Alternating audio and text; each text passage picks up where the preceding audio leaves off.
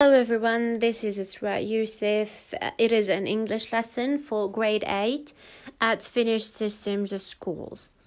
Now we are going to continue talking about Badge of Courage, page 223.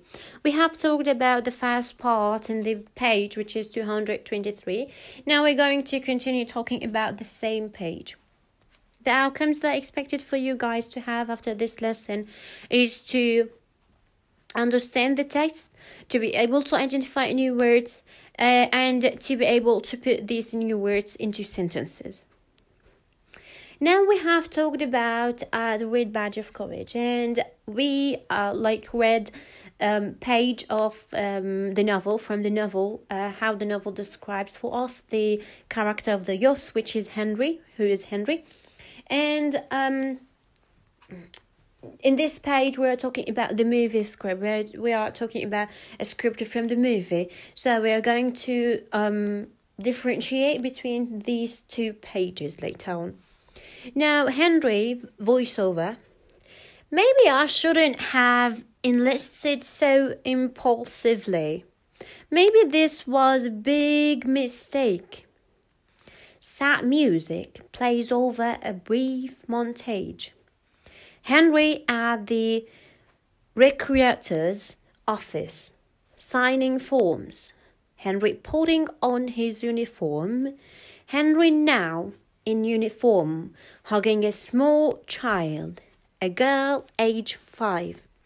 Outside the ship's docking station, the montage ends with Henry looking sadly at holographic picture of the girl. So here is Henry. He's talking.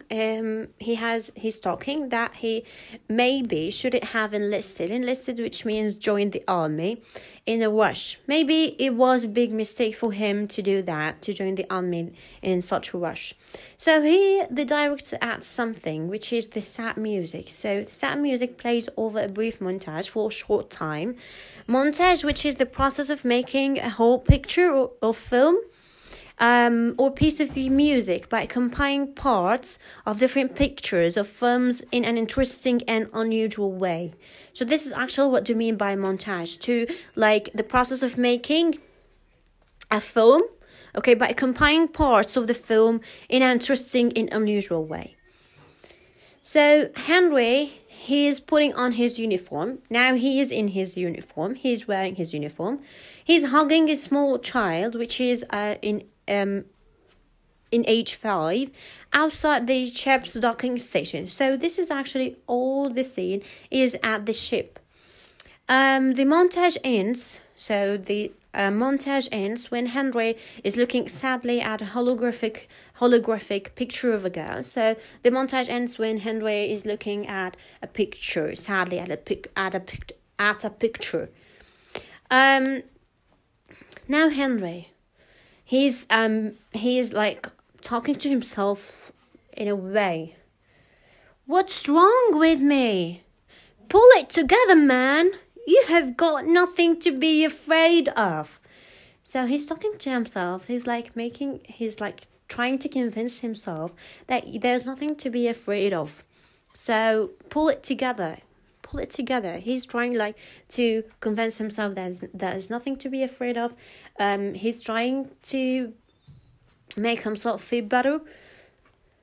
Now, this is a picture of Henry from the movie. This is the way Henry looks like from the movie. Henry Fleming, which is the protagonist of the novel and the main character in the movie. Now, you have a question here, comprehension check. So far, what is the biggest change from the novel to the movie script? What elements are similar to the original? How might the changes affect the themes of the original story? Now here, the movie delivers us the emotions of Henry in a way that is different from the novel. The director used elements such as music, effects and facial expressions so that we can get the idea, so that the emotions of Henry would deliver us in a way which is faster and so on. So this is what I think that the difference between the movie and the novel. This is my opinion. This is my point of view. You might not agree with me, and that's totally okay. And you might agree with me, and that's also okay. But I want you to think about it in your way. What do you think? What do you think the changes? The biggest changes from the novel to the movie script. What do you think so far? What do you think? What did you get from the movie? What did you get from the novel? What is the difference between them? In which way the emotions of the soldier delivered to you faster? Now, I told you that I'm going to give you each lesson summary so that we can understand it better. So Henry continues his retreat for some time, even after he overhears that his regiment repelled the enemy. When he finally slows and rests, he hears the sound of a renewed battle, and ironically, he returns to the battle from which he has fled. He comes upon many wounded men returning from the front to get medical assistance. One of these wounded soldiers, identified as a tattered soldier, befriends Henry and begins a conversation with him. However, when the tattered soldier asks Henry where he is wounded, Henry evades the question by leaving him and drifting into the crowd of soldiers. As Henry continues walking with the wounded, he sees a veteran soldiers of his company, Jim Conklin, who is mortally wounded. Henry follows Jim, and eventually the tattered soldier joins them. When Jim suddenly collapses and dies, Henry is devastated. The tattered soldier again asks Henry about his wound. Again, Henry can't explain that he has no wound, so he leaves the disoriented, wounded, tattered soldier stumbling in the field. So this is actually, we did not come to this but I want you to understand.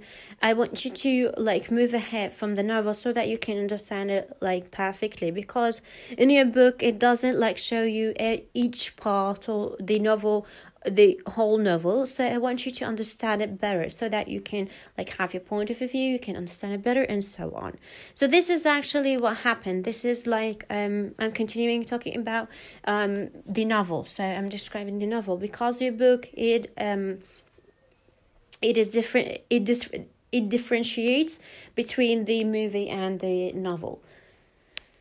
The lesson has ended. I hope you enjoyed it. Don't forget to check your weekly plans because they are really important. Stay safe. This is your teacher, Sra Yusuf. Bye-bye.